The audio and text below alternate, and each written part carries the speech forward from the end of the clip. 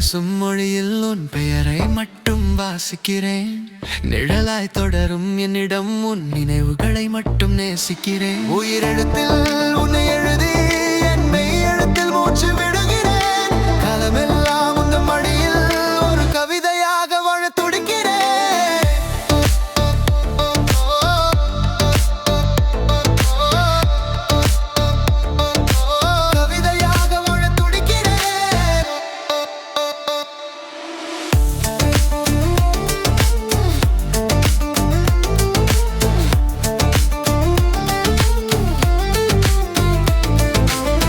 பேசாத மௌனம் கூட 100 பேச்சுக்களை பேசுதடி.